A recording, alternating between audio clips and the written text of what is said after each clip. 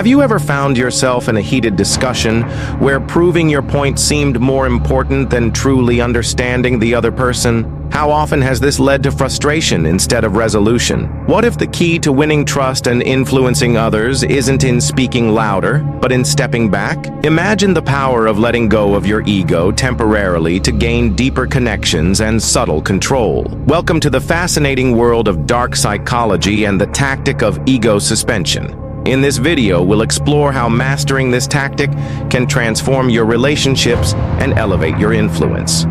What is ego suspension? Ego suspension is the strategic act of setting aside your pride, opinions, and need to be right to create a deeper connection with someone. This doesn't mean abandoning your values or self-respect. It's about prioritizing the other person's emotions and perspectives to build trust and cooperation. When done correctly, it makes the other person feel valued, understood, and empowered, all while giving you the ability to subtly guide the interaction. Why does ego suspension work?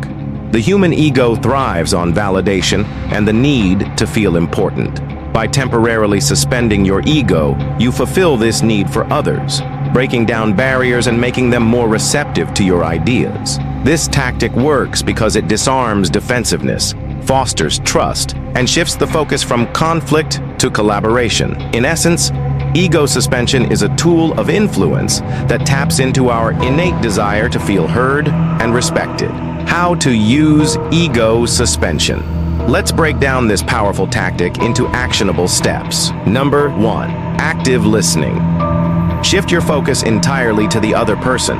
Listen without planning your response. Use affirming gestures like nodding, maintaining eye contact, and saying phrases like, "That's a good point," or "I hadn't thought of it that way." For example, imagine a friend venting about a problem. Instead of offering advice immediately, say, "I can see how that would be really tough. Tell me more about what happened." This builds a sense of connection and trust. Number 2. Ask open-ended questions. Encourage the other person to share their thoughts and feelings more deeply. Avoid questions that can be answered with a simple yes or no. For example, during a disagreement, ask, "What do you think would be the best way to resolve this?" This approach gives them a sense of control while keeping the dialogue open. Number 3. Validate their emotions. Acknowledge their feelings without necessarily agreeing with their viewpoint.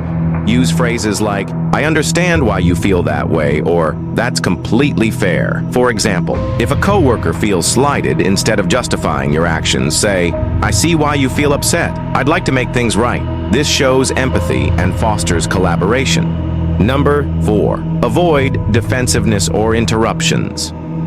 Suppress the urge to react defensively or interrupt, even if you feel misunderstood. Allow them to express themselves fully before you respond. For example, if someone accuses you of being inconsiderate, respond with, "I hear what you're saying. Let's talk about how I can improve moving forward." This diffuses tension and shifts the focus toward resolution.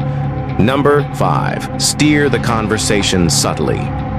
Once they feel validated and at ease, gently guide the conversation toward your perspective. Use language that suggests collaboration rather than opposition. For example, in a team meeting, after acknowledging a colleague's concerns, say, "I see your point. What if we combine your idea with this approach to address both concerns?" This integrates their input while aligning them with your goal.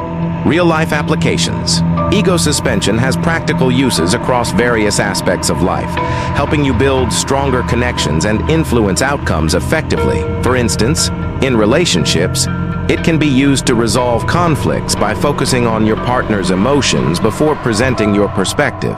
Imagine a scenario where your partner is upset because of a forgotten anniversary. Instead of defending yourself, you say, "I understand why this hurt you. Your feelings are important to me." This acknowledgement can de-escalate tension and open the door for reconciliation. In the workplace, ego suspension can strengthen collaboration. Consider a situation where a colleague criticizes your project. Instead of countering with defensive arguments, respond with, "I see your point. What improvements would you suggest?" This approach validates their input and creates an opportunity for teamwork.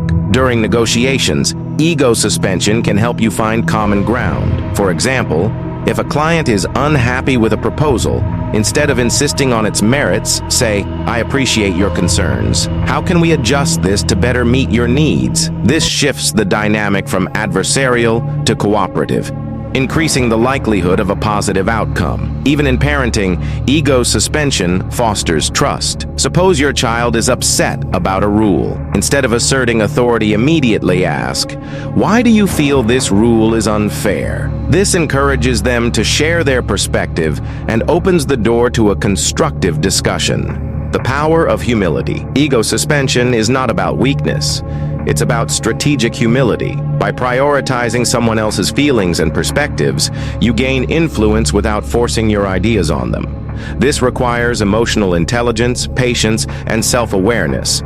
But the results are profound. When you suspend your ego, you create space for deeper connections, mutual understanding, and meaningful influence. Let me ask you this. How often do you allow your ego to dictate your interactions? What could you achieve if you set it aside, even briefly, to truly connect with others? In our next video, we'll uncover another powerful dark psychology tactic, mirroring. Learn how reflecting someone's behavior and emotions can create instant rapport and make them feel deeply connected to you. Stay tuned as we continue to explore the art of influence and persuasion.